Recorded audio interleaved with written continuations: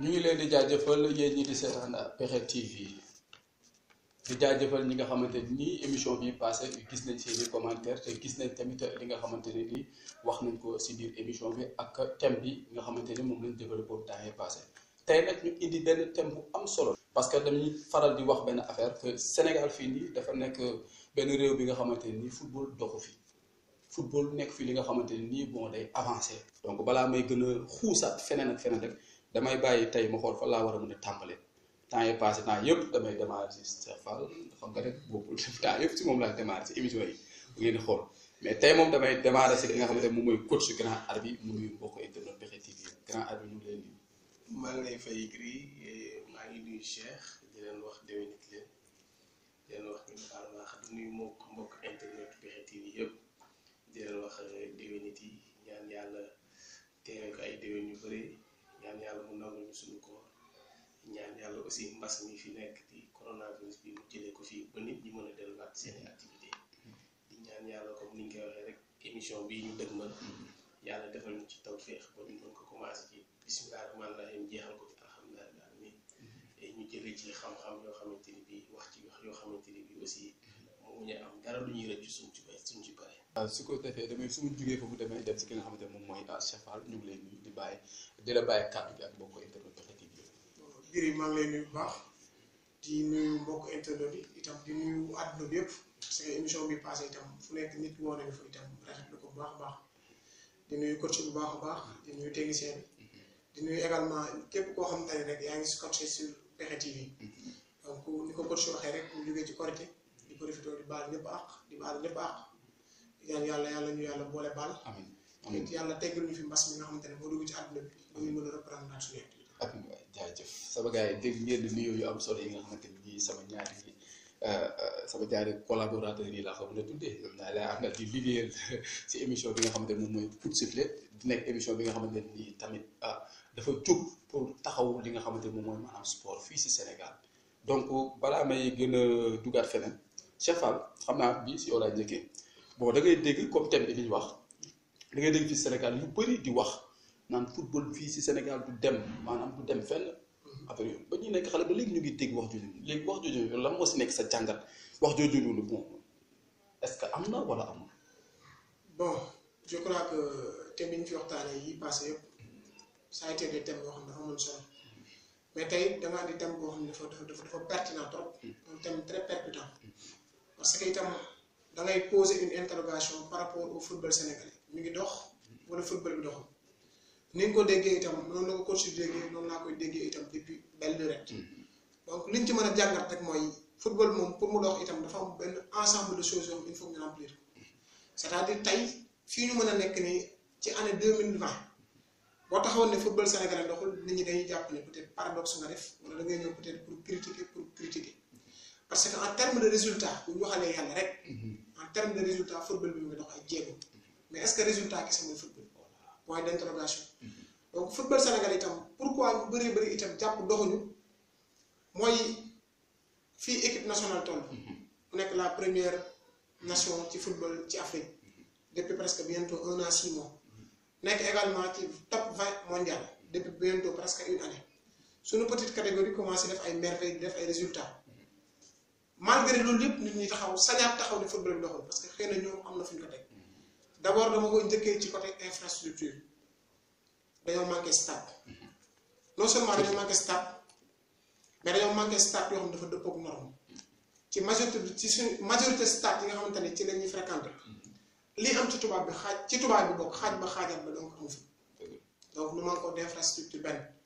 ñaareel bi également peut-être xam naa ni ci ñoom laa waroon njëkkee mooy bàlleel naak muy suñu dirigeant yi itam parce que itam sonal nañ leen trop mais itam saa su ne dëgg rek lañ leen di wax donc dañu manqué ay dirigeants yoo xamante ne dañu compétent sérieusement ñàkk compétence nag dafa waral lu ko waral c'est parce que dañoo ñëw ci milieu boo xamante ni nekkul seen spécialité lenn lañ jàng ñëw di investir ci football loolu nag forcément buñ ko bëggee def mu am résultat bu dul nekk mécanicien kenn du ko yóbbu ci atelier di ko daggalu bu dëngee rek yow yaa ko koy donc on n'a pas assez d'infrastructure bi ci des itam on n'a pas de bons dirigeants bi ci des itam suñu football yi suñu club yi itam ne sont pas structurés Omar Pène daan wax naan football ci réew bu club yi baaxee équipe nationale bu dëgër mais suñu club yi itam il faut itam ñu waxate dee pour man foofu mooy le problème majeur de notre football muy suñuy club ils sont pas structurés suñuy club jéego bi ñuy dox jëm ci football des na lu baree bari te football itam pour man domaine la boo xamante ne dafa war a mën a suqali état mën ko dimbali ci côté yu nekk parce que à la fois aspect la boo xamante ne day andi éducation andi apaisement social ay nit di si gagné seen wërsëg leneen ak leneen donc football am na solo boo xamante ne ci réew tey jii je donne juste un exemple le meilleur match du championnat Sénégal par exemple tey jii bu GA Jaraaf peut-être bi ñu jàppee le plus grand derby du Sénégal bu amoon stade bu Y'en a marre wootee place de l'Obélisque Y'en a marre moo gën a festé c'est parce que tout simplement que ça soit la jeunesse que ça soit nos dirigeants ils sont pas orientés ci football c'est-à-dire suñu politique sportive moo des encore une fois nañ ko waxaat politique bi ñuy mëne par rapport ak suñuy football du politique bi nga xamante ne moom la ñu war a mën peut-être nag résultat yi ñëw nag dafa kase lu bëri mais malgré que l'équipe nationale est au-dessus malgré que peut-être suñu petite catégorie mu ngi gagné mais il y a beaucoup d'imperfections par rapport à notre football. voilà donc yaakaar naa ne dig ngeen développement bu am solo bi nga xamante ne Cheikh Fall def na ko tamit lu ñu si wax tamit bon dañ ko siy gis mooy que tey jii Y'en a marre woote équipe nationale woote da nga gis Y'en a marre mooy gën a bëri parce que politique bi nga xamante ni moom la ñu war a def si football bi moom manqué grand at bi man yaakaar naa ne yow loolu am nga si xalaat en tant que ki nga xamante ne da daan football tey mu jugee si maanaam si terrain bi nekkat beneen sol costume di diriger ay footballeur tey yow loolu dañ jàngal kese am boobu ba léegi ñu ngi wax xale football Sénégal bi dem lu waral kàddu boobu. bon man damay ñëw ci ñaari aspect rek benn bi mooy comme ni ko Cheikh waxee booy xool résultat yi équipe nationale Sénégal yi def xool U20 yi résultats yi def xool U17 yi sax résultats yi ñuy def bu ñu la nee football bi doxul da nga naan ñii est-ce que ñu ngi Sénégal alors que équipe nationale A ñan ñoo fa nekk. c'est des joueurs professionnels yuy jouer à l'extérieur yu nekk à l'extérieur ñoom ñoo nekk ci équipe nationale à 99,89% ñoom ñoo fa nekk. équipe nationale U20 yi ñan ñoo fa nekk les joueurs yu jouer Ligue 1 ak Ligue 2 rare fois ngay gis équipe yu mel ni Oslo wala Daaru Salaam am fa ay représentants mais li ci ëpp ci ay joueurs dañuy jouer Ligue 1 dañuy jouer Ligue 2 ay junior lañu mais championnat professionnel bi la ñuy jouer dañuy am rythme loolu moo tax équipe nationale U20 bi ci sama gis-gis def résultat yooyu ñuy def et équipe nationale U17 yi même chose ña fa ne di jouer wu championnat U17 Sénégal parce que ñii nekk di jouer U20 bu ñu doon jouer championnat U17 Sénégal résultat yi ñuy def ak résultat duñ ko def championnat U17 U20 Sénégal 5 journées la. ay tour de 6 la. léegi foofu nag ngay amee rythme pour dem jouer sur le plan international def résultat yi booy def donc ñooñu ñëpp ñuy jouer ci U20 yi ñëpp joué championnat junior championnat senior dañuy jouer am ay 15 matchs dans leur chambre 20 matchs dans leur chambre am un bon rythme pour dem jouer ci def résultat yi ñuy def tey mais yow boo sukkandikoo foofu bu ñu nee football bi doxul da nga naan non mais boo nekkee dans le bain nga gis joueur bu war a am salaire entraîneur bu war a am salaire dirigeant sax si football bu doxee dirigeant sax day am salaire mais li waral loolu yëpp le gouvernement politique sportive bi mu teg baaxul nos dirigeants nos clubs ne sont pas structurés comme ni ñu ko wax maanaam on manque de bons dirigeants de grands dirigeants on manque de projet parce que dañu yàkkamti dañuy bëgg am commencé tey am résultat suba alors que équipe dëkk yi nga xamante ni tey ñu ngi def ay résultats en Afrique bu ñu la waxee fi ñu jaar c'est le long terme da ngay teg un projet long terme jàmbaar xaw na ko réussir génération foot xaw na ko réussir parce que dañu teg un projet long terme commencé ci suuf def régional def national def kii yéeg ba ñëw nu mu tudd championnat Ligue Pro mais projet bi boo demee léegi ba ñëw ci championnat Ligue Pro rek tu es omnibulé maintenant par les trophées waaye da ngay bëgg di gagner championnat da ngay bëgg di gagner coupe du Sénégal da ngay bëgg dem Afrique maintenant léegi nag projet formation bi da nga koy jëm ba da ngay jéem a jël teg ko fële parce que gis nga génération foot li ko dal ak jàmbaar li taxoon mu wàcc dañuy dem ba mujj di recruter ay joueurs ci biir championnat bi alors que ay équipe la ñu yoo xam ne ay structure la yoo xamante ni bii ils sont reconnus de par leur formation. La petite catégorie lañ doon formé. indi leen di leen yéegal mu jox leen résultat yooyu baax. ñu dem ba yegg ci kaw nag maintenant dañu bëgg jël ay coupe mu jaral leen nag léegi joueur bu toj Wakaam ñu recruter ko indi ko foofu joueur bu toj Jaraaf pour wàññi doole équipe yooyu pour renforcer li équipe foofu nag liggéey doon fa am. foofu liggéey doon fa am li nga jàkkamti boobu nag mooy dal suñu club yi mooy dal suñu dirigeant yi mooy dal sax des fois nous les entraîneurs waaw parce que nous on est là parce que résultat ngi am bu résultat amulee ñu def ñu nii indi keneen léegi nag l'entraîneur aussi yaakaar na ni jour bi koy jox résultat du jour boo xamante ni bii mu ngi doog a jóge formation amul expérience day dem uti jour bu am expérience léegi nag football bi day dee football dafay dee parce que football xale moo koy il doit être encadré nag dañ ko war a encadré teg ko ci ay structure mais xale muy football jaww ji te ñun dañoo raté loolu Sénégal dañu raté loolu boo gisee problème yi ñuy am ci biir championnat bi est-ce que war nañu mën di jouer équipe di réserve équipe muy jàpp ci ay identité joueur ñi dem à l'échelle internationale ngay jouer ñu naan joueur bi licence bi mu jouer fii ak licence bi mu jouer fee du benn c'est ça problème yooyu di am en Afrique ah c'est parce que c'est peut-être que ñun dañu yàkkamti li ñuy def alors que football je te dis ki la gën a patient moo la gën a mën a am réussite moo la ëpp chance réussite dëgg la grand yaakaar naa ni li ngeen wax am na solo grand baat bi yeewu na ma ne ko si baat bi yeewu na bon yaakaar naa ne chaque fois tamit bon li ngeen développé yaatu na trop te tamit am na solo te tamit nekk na li nga xamante ni lu jar a bàyyi xel la mais tamit dafa am beneen affaire bi nga xamante ne dañ ko si bëgg a laaj tamit parce que tamit boo gisee football bi tamit mu nekk fii si Sénégal ñu koy doxal est-ce que état tamit amul si part de responsabilité état bi. bon d'abord balaa may tontu question boobu rek parce que dafa am lu mu soulever mu am lu mu yee ci man tuuti muy par rapport à deux aspects très importants la première mooy le fait que dañu négliger le football de base. te dëkk yi la gën a développé ci côté sport moom la ñu jox importance capitale. li mu wax ci jàmbaar effectivement wax ko ci génération foot moo dal centre de formation yëpp. bi ñu commencé jaay jour 1 milliard 800 millions 500 millions seen yoon nekk nañu former jour dem au devant de la scène ñu jaay jàmbaar war ak ni ko nit ñi xamee ci formation depuis 2003 ba 2020 17 ans ci liggéey bi est-ce que jàmbaar war a recruter jour te jàmbaar day am U17 am U16 am U15 génération foot ak ni mu mel ci côté formation am centre d'hébergement am ay jours yu mel chaque année est-ce que GF war naa dem recruter toujours kon lan la leen di seen centre bi tere centre relève la normalement bu ñaar demee ci équipe pro bi mais ñaar war nañ jógee ci U19 bi yéeg wala ñaar jógee ci U17 bi yéeg parce que li ko ko ci wax mooy dëgg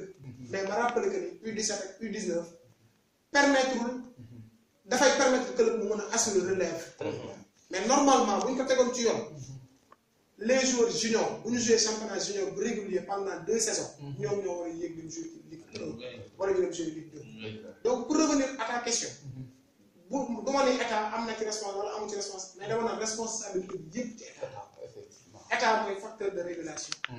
état lu mu bëgg a régler dina ko régler lu mu bëgg mu saafara dina ko saafara je te donne un exemple gis nga ci naar yi maghrébin Égypte ak Maroc Mauritanie mais seen président il dure au pouvoir pendant 30 ans nga yaakaar lan moo leen ko may lu leen ko may c'est parce que dañoo jël xam ni jeunesse bi sport mooy levier bi leen mën a boole ñun ñëpp ñu jël football bi téye ko en main tey jii si l'état exige chaque usine wala chaque entreprise bi implanté wu ci gox à ce que nga sponsoriser benn club fan lañ jëm football bi day commencer def ay jéego il faut que état bi partenariat yi ñuy signé ak les sponsors étrangers et les autres services mu boole ci suñu football bi bu état bëggee football bi développé suba football bi développé suba maa ngi wax ci émission bi passé 1 milliard à chaque club coûté wul dara état du Sénégal buñ leen ko may nañ leen ko lebal club bu fi amul moyen mënoo dem il faut que mu teel a leer quel que soit alpha quel que soit pertinence yi quel que soit jour yi ñu am ak qualité technique bu ñu am ak staff bu ñu mën di am si on n'a pas de moyen duñu voyager suñu club yi ñaata club ñoo ci am siège bariwul ñaata club ñoo ci amaat beneen activité boo xam ne source de revenu la ci football football sénégalais est-ce que war woon dépasser foo xam ne ci biir kër la ñuy yaakaar pour fay jour il faut que état bi bunge club bi ci sponsor il faut que mu jàppale leen il faut également que l'état subventionne nos clubs mais loolu mooy yokk tey jii nii ñi nekk ci football bi ñëpp c'est des formateurs c'est des éducateurs dañuy xëy bàyyi seen njaboot di former ay xale ni ñuy former nit ki ba dem jàngi menuiserie former nit ki ba dem jàngi mécanicien noonu la ñuy former nit ki à devenir un responsable noonu la ñuy former nit ki à devenir un père de famille noonu la ñuy former nit ki itam mu dem ba toll ci football bi yeneen niveau yoo xam dina ci mën a dimbale ndayam dimbale ci waajur dimbale ci képp koo xam tekk na Sadio Mané bi mu nekkee professionnel mais ay mbokkam yëg nañ ko mais waa Bambali yëpp yëg nañ ko je donne un autre exemple peut-être du sport du joueur mais c'est un sportif boo gis ñee c'est un basketteur de renommée internationale mais li nga def ci social sénégalais ñu ngi ci jariñ kon il faut que état bi xoolaat politique bi nga xamante ni moom mooy sa politique sportive fédération 2 millions 3 millions yi muy jox club bi salaire bu 15 jours nañ bàyyi loolu il faut nguur gi alloué leen xaalis ne serait-ce que mu lebal leen ko na leen lebal club bu nekk 2 milliards ne la utal local utal bus utal activité en fonction de tes résultats nga ma koy fay parce que les clubs itam ils emploient des personnes ñu ciy liggéey di ci gagner dépense la responsabilité daal bi nga xam ne football Sénégal doxul lépp delloowaat naa ko état du Sénégal. yaakaar naa ni Sefane yaram bi tàng na mais yaakaar bi boo déggee Sefane bon nee na état war na mën a gunge football bi def ci ay moyens bu ko bëggoon suba da koy def mais tey jii nii boobu ba léegi état mu ngi seetaan ba tax na nit ñi naan football Sénégal du dem te yow loolu lan moo ci nekk xalaat. football dëkk yi développé football dëkk yi nga xam seen football dafa développé état da cee jàpp li mu naan nii ñëpp état da cee jàpp bu état jàppale ci football bi du dox loolu benn la ñàkk jàpp bi état ñàkk jàpp ci football bi dafa feeñ ba ci mbas mi am ci dëkk bi le président a fait 2 sorties ñaari sorties yi mu wax yëpp wax ci benn yoon sport te comme ni ma la wax la fois passée rek Sénégal 70% population bi ay jeunes lañu 70% yooyu 30% yi wala 35% yooyu yëpp ay sportifs la ñii ñu ngi football ñii ñu ngi basket ñii ñu ngi athlétisme ñii ñu ngi te ñooñu di nekk ci mbir mi di ci yëngu ñëpp amuñ ci salaire boo xamante ni bii tey mën nañ ci dund ba weer bi dee donc jeune boobu dafa war a fay fi mu dëkk dafa war a fay ndox dafa war a fay courant dafa war a dund wala mu jox yaayam fu muy play bu dee am na ay jours yoo xam ne c'est des mariés c'est des responsables dañu war a dund mais salaire yi ñu leen di proposer dañ ko fay mënuñ ci dund te pourtant ñu ngi ciy dem chaque jour ñu bàyyi seen nit yëpp xëy dem entraînement di dem ay compétition di waaye ci conditions yu métti parce que dañoo bëgg mbir mi ñooñu bu leen état jàppale woon tey jàppale di notati club yi mais day fekk aussi ñu structurer mbir mi club yi dañoo bari dañoo bari yàlla trop de Dakar rek laa wax Dakar rek invité woon nañu benn plateau ci benn télé fii benn dirigeant football Sénégal bonk la ci football Sénégal bonkal la ci mu ne nombre de club yi nekk biir Dakar ñoo ëpp club yi nekk Abidjan yëpp. raison je confirme. biir Dakar rek nombre de club yi fi nekk. boo demee Côte d'Ivoire yëpp ba mu jeex. nombre de club yi nekk Dakar ñoo fa mais est-ce que loolu moo tax état bi. mais naka la état bi di subventionné loolu. ba joxoo boobu manque d'organisation boobu état mënu ko organiser. Cheikh dafay wax lu am solo benn entreprise bu nekk benn club nekk ci ginnaaw benn club. mais loolu la ñuy def sponsoriser club yi. club bi am ay joueurs professionnels yoo xamante ne da ngeen di fay salaire bu wóor yu baax. joueur bi am dara. mais sa ay joueur bi sax mu jël fii appartement ay 70 000 75 000 80 000. ba 100 000 joueur bi mënu ko jël. parce que salaire bi motul loolu. le football sénégalais pour mu dox. il faut état jàpp ci. ñu restructurer ko. réorganiser ko. wàññi club yu bare yu ne nga xam ne amuñu sax moyen wu jënd ñaari ballon. yor naa fi équipe ñuy jouer championnat régional année bi njëkk année bi nekk régional. parce que dañoo équipe boo xamante ni bii yaraax lañ doon jouer mais équipe bi dañuy ñëw ba terrain lañ daje ñu commencé. nu mu tëddee di joxe ko seen équipement di so matuñu 5-0 lañ leen dóor mais loolu équipe yooyu kooku est-ce que war na am équipe ku warul am équipe. day toog di xaar subvention parce que am na équipe. affilié na fédération ñu ne fi subvention génn benn 250 000 benn 500 000. tu as vu mu jël ko def ko ci poosam. tamit dafa am beneen affaire boo xamante ne il faut que ñu wax ko si parce que tamit boo gisee gars yi tamit di wax ni football Sénégal du dox football Sénégal du dem fenn bokk na ci li nga xamante ni li gars yi di wane des fois surtout am na si nawetaan yeeg ak yenn match yi nga xamante ni match choqué mooy que ni violence est-ce que loolu taxul tamit nit ñi di wax loolu noonu violence bi. violence fekk la mu ci affaire ci politique bi la ëppee pourtant dañ ko suul actuellement ñu ngi ci période de crise sanitaire ci santé. violence am na. am na ay nit yuy tere ñu suul ay néew si seen koñ kon violence am na ci santé. violence ci basket am na ko violence fépp la am ci àdduna. donc buñ ko mbubboo rek dañuy créer problème. il faut que ñu wax ko te dee. beneen bu ma la dama ko seetlu constaté bu fekkoon talent kese mooy tax nit ki gagné wala réussir kon affaire bi gën a ko dund mu yàgg li fi am ci ay talent yi fi émergé ci talent kenn xamul lu mu toll. il va falloir que ce talent là ñu boole ko ay infrastructure de qualité boole ko une direction de haut niveau pour ñu mën cee génn. dernier bi mooy lan par rapport à notre championnat bi équipe nationale toogee Coupe d'Afrique 2013 mu naqari ñëpp ñu tamit ñaari cas yoo xamante ne génn juste pour dafa métti ñëpp mais on a fait un cadre de performance. On se dit que entre 2013 et 2019 nous allons faire ça ak accompagnement FIFA. te pourtant FIFA day protéger fédération yi. FIFA moo leen jàppale mu leen yónnee ay techniciens lan la ñuy permettre il va falloir que nous faisons la formation aux formateurs. bari na ñoo xamante ne ils sont dans les clubs peut-être ci côté staff technique laa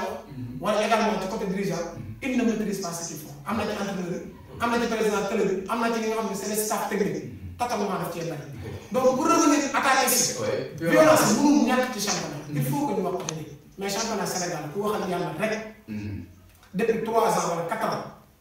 depuis suñu syndrome bi amoon démb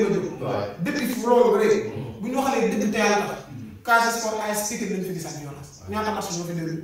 ñaata saison ñoo fi jàll ñaata match coupe du Sénégal ñaata match coupe de la Ligue et c'est des matchs yoo xam ne dañu koy jouer à haut risque heure bu match jeexee comme li ma la ko heure bu match jeexee li ëpp ci technicien wala leen tàllal ñu ko duñu wax arbitre bi yàq suñu match ñi ci ëpp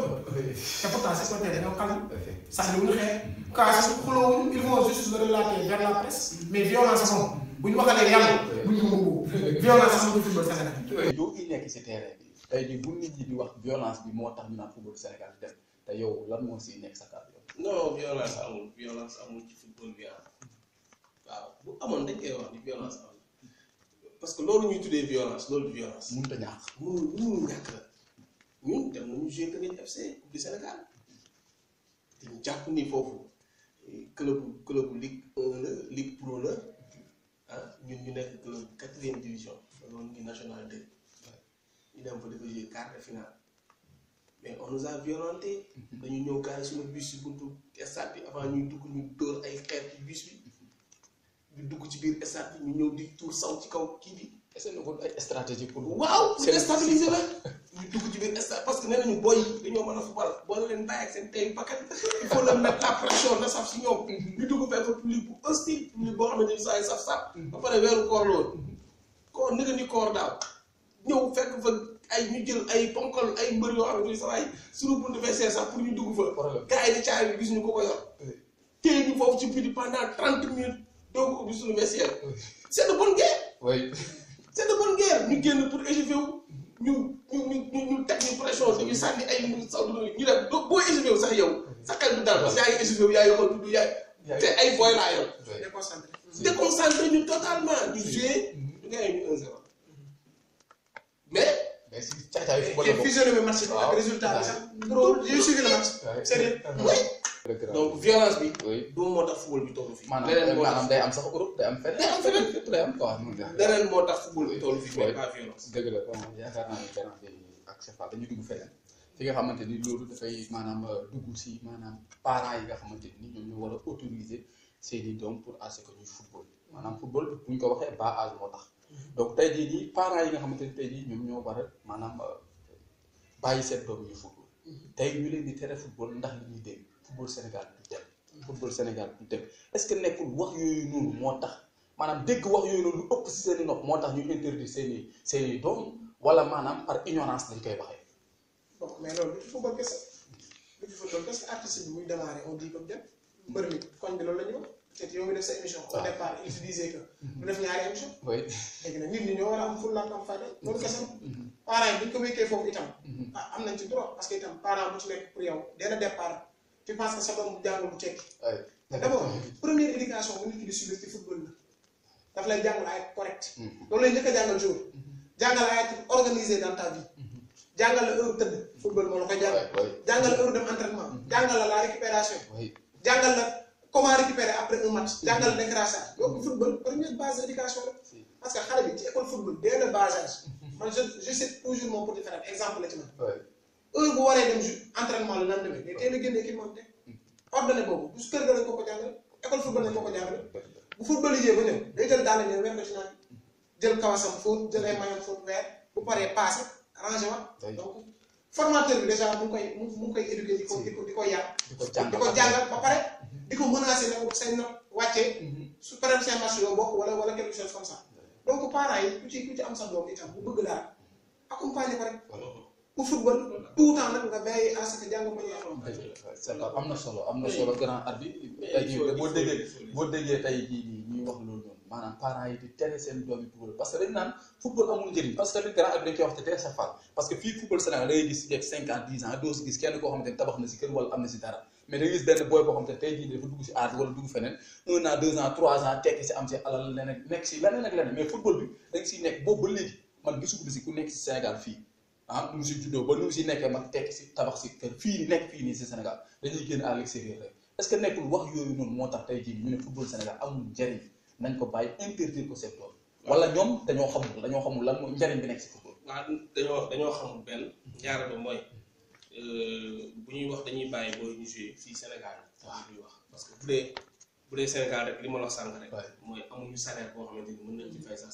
seen location masuma di jënd ay kër ak tabax amul Sénégal amul club bu mën a fay joueur loolu amagul yaa ngi dégg donc comme li ñuy wax formation bi ñuy wax mooy tax joueur bi nekk suba un joueur professionnel ba mën a am ay milliards kon football am na njëriñ am na njëriñ man xam naa dara xam naa ne am na njëriñ parce que gis naa ay nit ñoo xamante ni bii ay gosses yoo xamante ni bii ils sont partis de rien ñu ñëw ñu tàggat leen teg leen ci yoon utal leen plan de carrière yàlla jàpp ci booy yi nekk ay booy yu am talent déggal ñu nekk ak ñun ba nekk ay professionnel tey donc man xam naa ci dara le jour nag su fekkente ni bii nag bëgg na nekk un joueur professionnel day nangu dégg ay day na terrain bi ñu doon entraîné bu njëkk génération foot foofu la nekkoon avant muy dem Sud Foire fële am na benn école football benn paa bu fa école football dafay toog ci balcon bi ñuy seetaan ñuy entraîné mais doomam ñëwoon na sax ci ñun mais loolu la ma doon expliqué ne ma yàlla mooy maye quoi yàlla mooy séddale mu ne mais yéen structure bi ni ngeen structuré woo ni ngeen sur le plan éducation ni ngeen di éduquer boy yi c'est extraordinaire te loolu rek la parents yi peut-être di umpale léegi nag booy bi su ñëwee ci ñun au début parent bi du xam bu dee dafay jàng ñun dañuy xool ay notam sa bulletin bi dañ koy xool bu fekkee ne bi mu commencé entraîner notes yi dafa wàcc ñu delloo ko école ba ne ko tool nga jàng parce que du football bay tax ngay yàq sa njàng da ngay boole ñaar yëpp da ngay performant école mën a nekk si ñun boo performant wu ne école doo nekk bu dee bëgg na football il faut dina performant école léegi nag ñun bu ñu topp noonu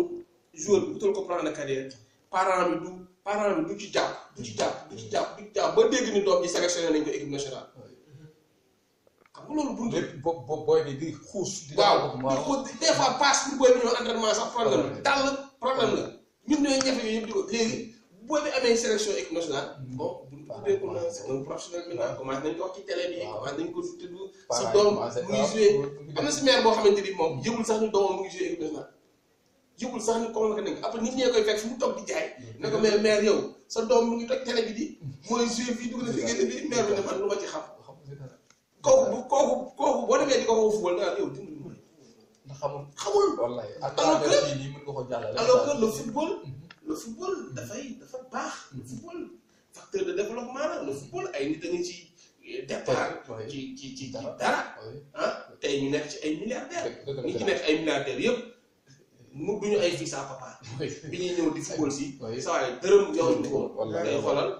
loolu grand bi man yaakaar naa da ngeen ñëw si sama maanaam sama beneen question bi tey jii nii parents yi tere seeni doom football ndax ñu ne football Sénégal du dem est-ce que ne pour bëgg protéger seeni jàng doom loolu moo tax ñu naan seen doom yi bu ñu football nañuy jàng kese est-ce que ne boobu loolu. ah mais loolu c'est une évidence forcément parent bi moom mooy li ma la sànq rek. pour protéger jàng doomam. force loolu rek moo tax day bëgg peut-être doom di jàng peut-être costume cravate peut-être en Afrique ñun moom loolu la ñu wax pour ñun boo toogul ci bureau rek tekki woo quoi loolu la c'est par ignorance rek mais football itam nit ñaa ngi ciy nekk di ci gagné vraiment. mais football est-ce que mën nañu ko boole ak dara. mais effectivement football ak menuisier football ak jàng football. carrière sportive man je vois rarement des joueurs qui ont 40 ans qui jouent. waay ñu ci ëpp à 40 ans wala avant 40 ans ils arrêtent. avec entre 40 ans ba yàlla di leen fi jëlee ban activité la ñu nekk. donc reconversion bi nga war def après football léegi nga koy préparer. mais y a des joueurs qui ont leur master 2. y a des joueurs qui ont leur licence. football mën nga ko booleeg jàng. football mën nga ko booleeg formation mën nga ko booleeg formation audiovisuelle mën nga ko booleeg dara. mën nga ko ñaata jours ñu ngi football di préparer seen carrière entre nous. am na benn année sax Casillas da doon football war a def bac. forcément dafa dem defi bac pare ñëwaat après mu wóor. en 2017 Kéléni bi mu perte finale des champions ak Juve après dafa dem concentré passé diplôme jàll master 2. et y a des tas de jours qui sont comme ça. hier bi may seetaan góor gi si biir loolu la wax dafa ni moom jusqu'à présent mi ngi continuer di jàng parce que day préparer après reconversion football mën nañ ko booleeg mais yeneen activité c'est juste une question d'organisation rek. grand arbitre yow loolu ban la dese. mais loolu li mu. nekk footballeur nekk mécanicien wala nekk footballeur nekk tôlier. li mu daaneel rek laay wax. waaye organisation. suñu club bi liggéeyuñu parce que club bi am na noo xam bu ko meloon. xale bi su xasee ba mu jël ko. mu accepté ni kii mënul lépp moo koy def. moo koy jàngal. moo koy suivre sur le plan. centre yi loolu la ñuy démarrer. waaw étude et sport. moo koy jàngal. di ko jàngal ba nga xamante ni bii maintenant bu waree def formation bu waree def examen. day dem def examen te du yàq dara ci performance sportive yi muy def. dëgg la parce que fi ngeen ni ñi ngeen di cité nii. joueurs yi ngeen di ay Casillas ñooñu xool leen seen formation seen championnat seen dëkk ni ñu organisé wu sur le plan sportif sportivement dañu organisé wu. fii manque d'organisation la moo tax loolu mënul am ci club yi. mais normalement le club bu la jëlee nga dugg ci seen formation mu def ay tests wala mu def détection gis la nga neex ko mu jël la lépp moo ko war a def ci yow. lépp moo la war a préparer ngay jàng parce que boo nekkee ci sa école football da ngay fay club bi. seen formation yi ngay dégg nii ñuy wax nii la petite catégorie ay U13 yi U15 yi U17 yi dañuy fay club bi léegi nag man mënuma di fay club bi te club bi du ma formé te formation bi dama may jàng jàng bi nag da ngay jàng football parce que ñooñu boo leen xoolee ñuy joué da nga xam ne ñii li ñuy def dañ ko jàng da ngay toog tableau créé bit mi defal la vidéo boo paree ñu bindal la lii ak lii nga yor kay jàng ko dem toog sa néeg di ko jàng suba bu ma demee entraînement ma répété ko caabi boo paree ci loolu prof mat bi ñëw prof français bi ñëw prof loolu la dañ lay jàngal léegi nag on n'est pas organisé moo tax loolu amul dëgg la manque d'organisation moo tax loolu amul man yaakaar naa ni suñu mbokk internet yi nga xamante ni yéen ñi seetaan fii nii si PXL TV si seen émission Court Sifflet dégg ngeen thème bi liñ fi développé yaatu na te tamit nekk na lu am solo comme ni mu koy waxee saa suuf rek njariñ kese la ndax thème bi fii mu di waxtaane rek man yaakaar naa ne am na leneen li nga xamante ni lu des lu ñu war a wax waaye dañ leen koy bàyyi yéen ñi nga xam ne comme bii passé yéen a doon def commentaire ngeen di commentaire si suuf di indi tamit yéen tamit seen i xalaat donc Cheikh Fall tey su ma jugee foofu noonu tey par rapport ak thème bi li ñu wax yëpp football bi du dem Sénégal amul njëriñ tey boo doon jàllale benn message de sensibilisation lan lay doon. bon je dirais que c'est un message boo xamante ni day bëri destinataire donc message la boo xam ne itam dañ koy commencer ci suñu bopp nit ñi en tant que petit acteur boo xamante ni mu ngi ci yëngu jël message itam jaarale ko principal responsable bi man moom laa joxal ba jusqu'à la preuve du contraire pour l'état du Sénégal bu jub bi coronavirus amee bi ñu bëggee jëlee taalibe yi tali teg nañ seen moyens jëlee bi fait bi feebar bi amee bi ñu bëggee tëj frontière tëj nañ kon suba bu ñu bëggoon développer football Sénégal dañ koy développer lu tax ma leen di gën a joxat part de responsabilité man maa ko wax personnellement man la engagé suñu final Coupe d'Afrique bi ñu perte état moo ko perte gouvernement algérien ñaata avion lu décrété pour seeni supporter dem seetaan ils étaient 4000 fois plus nombreux que nous. Donc dañoo perte bataille mobilisation avant ñoo dugg ci match bi. et ku ne xam na ni njëriñu supporter ci équipe. day pousser day encourager. bu méttee nga tourner nga tiit mu encourager da la pousser aller vers l'avant. Algérie xool nañu leen stade bi il méritait déjà de gagner parce que seen état itam xam na ko parce que xam na ni 90 ba 2019 29 ans ñu doon daw ci trophée ñun nag ñu jàppoon que ni affaire yi mat na état nag mu ngi def effort mais effort yi pour man dafa néew trop à chaque fois dama koy wax équipe nationale c'est l'arbre qui cache la forêt bu ñu basé wu ci performance équipe nationale bii coach wax na ko sànq joueur professionnel bi ñoo ko fi andi championnat local bi amuñu sax quota boo xam ne dañ ko am par rapport à l'équipe bu ci joueur local ñooy événement la donc c'est les joueurs professionnels yi nga xam ne ils sont partis à l'étranger ñoom ñoo ñaar défendre seen couleur réew. gëj nañ fi am technicien sax boo xam ne c'est un technicien local peut-être par rapport ak Aliou Cissé ay tubaab la ñu fi doon andi ñuy échoué donc état bi il va falloir mu revoir sa politique par rapport au sport. bi ci des mu taxawu club bi bu baax a baax parce que club bi itam daf ma naqari trop man loolu daf ma metti sama cri de cœur yi à chaque fois dama koy wax su ma dundaatee ba équipe sénégalaise qualifiée phase de groupe Ligue des champions dina am lu ma neex trop ci football Sénégal et depuis 16 ans ñu ci toog di daw war nañ ma def interrogation laaj lan moo tax suñu club bi mën a duñoo qualifié aux phases de groupe lan moo tax suñu club bi day jël championnat année bi toog mu nekk ci ay jafe-jafe war nañ xam tax suñu club bi à chaque fois boo déggee fii 4 mois de salaire fii 5 mois de salaire fii 7 mois de salaire donc responsabilité nag par rapport au club c'est la fédération parce que démembrement wu état la na xoolaat cahier de charge bi muy imposer club yi normalement club bu ci mënatul a verser 9 mois de salaire wala 12 mois de salaire au début du championnat waratul la accréditer à ce que ñu compétir parce que joueurs yi itam ay nit lañ club bi forcément dañoo war di verser salaire yi di verser prime joueurs yi di verser également transport joueurs yi dès le départ joueurs yi organiser itam seen bopp dem banque ñu leen ko fay fayee dina leen dimbali sax seen salaire bi fay jaar ñu mën a leb xaalis sax dugg ci yeneen projet investir ko boole ko football parce que tout le monde itam n'a pas la chance d'être professionnel bi ci des parents yi laa ko tëjee mooy nit ki nekk na ci santé tekkiwul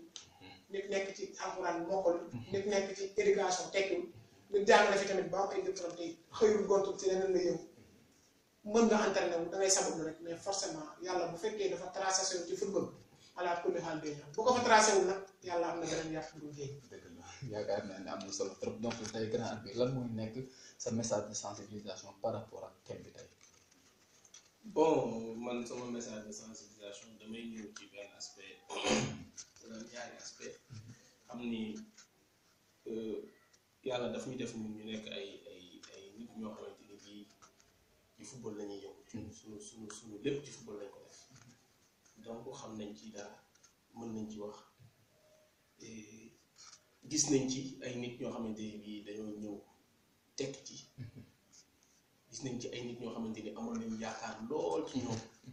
ñu dem passer à la côté mais lépp rek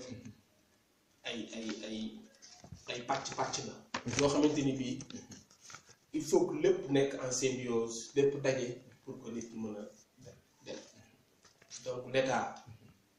doit converger ak la fédération démembrement état la ñoom ñaar ñu waxtaan teg benn politique sportive boo xamante ni bii ñëpp dinañ ci gis seen bopp mettre les clubs à l'abri du besoin teg leen nag bu mu tëddee cahier de charge boo xamante ni bii saa yi dama lay lebal 1 milliard danga ma koy fay sur 5 ans wala sur 10 ans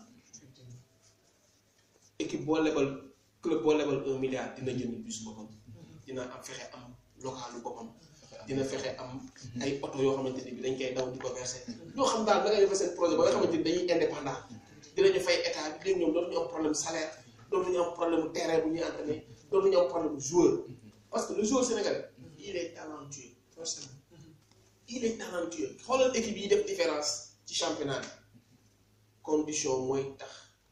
moo leen différencier ak yeneen club yi club bi fi gën a baax condition yaay jël championnat bi club bi fi gën a baax préparation yaay may ñu joueur yëpp a yem parce que joueur bi joué ren Gorée wàcc mooy joué déwén Teungueth FC yéeg ñu koy tàgg c'est le même joueur mais cadre yi ñootul benn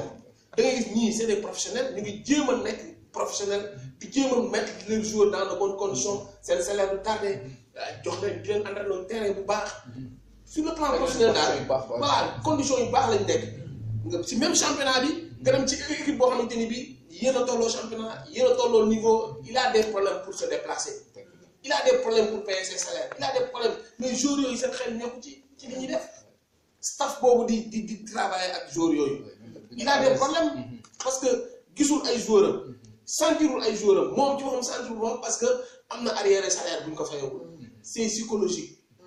problème boobu il faut ñu régler ko nit ñi mettre les joueurs à l'abri du besoin mettre les staff à l'abri du besoin pour su dee loolu nga baal ma tey jii buñ la recruter yóbbu la Fatick wala Saint-Louis bu fekkente ne fay ñu la sa salaire ngay xalaat dépense bi nga war a jox sa waa kër sa xel nekkatul ci liggéey bi. ñoom ay professionnels lañu am nañu contrat mais dañ leen fay mettre joueurs yi dans de bonnes conditions soo ko mënulee nga ne mënuma nga bañ a bokk. kon tey jii ñooñu buñ ne tey dañoo bëgg football développé maanaam il faut ñu xoolaat ko xool ban taxawaay lañ ci war a am xool tamit yan kàddu lañ ci war a def xool tamit ban liggéey lañ ci war a def parce que tamit loolu tamit bu amul man yaakaar naa ne ñun ñooy sonal rek chaque jour suñu thème yi ñuy def yëpp du am solo dina am solo trop waaye tamit bon pour mu egg tamit day xaw a metti quoi kon yaakaar naa ne loolu noonu li mu wax lu am solo la kii li muy wax da ko maîtriser kii li muy wax maîtriser ko téye ko donc mu nekk affaire bi nga xamante ni bon man du ma ne dañ ko for dañ ko liggéey donc lijjanti ko ba indi ko fii nii pour bokk partage ko ak yéen tëj émission bi nag boo ne koy tëjee ak li nga xamante ni mooy maanaam temps additionnel temps additionnel nag grand yow laa koy njëkkee tey jii nii Sénégal nekk si njàqare si côté santé bi ñëpp tiit ñëpp paniqué ñu gis ñi nga xamante ñoom ñoo nekk si côté santé bi maanaam di am ay jeexi jaaxa ñii di jaar nit ñii di jaar gauche te ñoom ñoo waroon déggoo tey parce que suñu bakkan yi tey jii ñoom seen loxo lañ nekk tey loolu ban message la si am yow grand. jaaxle rek jaaxle parce que docteur bi la war a faj su fekkente ni bii moom moo nekkul moom moo amul lucidité yow da ngay jaaxle yow kii bi. ñoom ñu nekk seen biir gi. ñoom seen biir war nañu fexe déggoo parce que Sénégal yëpp seeni waaw la ñuy wéy seeni ndigal la ñuy wéy ñoom ñuy joxe ndigal ñun ñuy wéy ci seeni ndigal su fekkente ne ñoom ñoo ngi seen biir ñoom ñoo déggoo ñun peuple bi ñun ñoo ciy nar a sonn rek donc di leen ñaan ñu fexe retrouver wu autour de l'essentiel ñu fexe solidaire bàyyi intérêt crypto personnel yi teg ko de côté jël intérêt général bi muy fexe mu Covid bi jógee fii le plus rapidement possible. donc man je leur demande solennellement pour que yooyu ñu teg ko de côté jublu ci l'essentiel quoi. bon en tout cas daal xam naa ni li coach wax mënu ma ci yokk grand chose mais diversité moom pour man baax na fa nekk dans le secteur santé et en temps de crise ñaar rek il faut le légitime wala le bien entre ñaar nga boo ko tànn man je préfère choisir juste on n'a pas le temps de réfléchir d'une fois ñun suñu sooru 14 millions de Sénégalais voire 15 millions de Sénégalais voire 16 millions même sax dafa nekk entre leurs mains que ça soit président de sëriñ diine de sëriñ aadama ñun ñëpp ñun citoyen sénégalais sportif mbër ñëpp suñu soor dañoo teg ko ci loxo les agents de santé ñu leen di jaajëfal nag liggéey boobu solo bi ñuy def waaye nag di leen ñaan encore une fois ndax benn loxo defe naa du tàcc te benn lam itam du yëngu ñu boolewaat seen ay doole pour l'intérêt général ñu teg intérêt crypto personnel yi ba pandémie bi jeex buñ fi mënee delluwaat ñu sotti dellu man yaakaar naa ni dégg ngeen wax yi mu nekk wax yu am solo mu nekk tamit li nga xamante ni jàngat bi nga xamante Sénégal yëpp def nañ ko période crise bi ñu nekk secteur santé bi am ñi nga xamante ni dañoo féewaloo te loolu xaaruñu ko si ñoom donc li ñu leen ñaan mooy ñu fexe nekk benn pour à ce que li nga xamante ni nii adduna bi yëpp dañ koy xeex ñun tamit ñu mën a nekk benn xeex loolu pour mu jugee suñu réew man yaakaar naa ni loolu moo nekk sama dernier mot si côté boobu noonu ma lay bàyyi grand arbitre nga def sa mot de la fin bi ngay tëjee émission yi bu ko defee ñu jaaree noonu.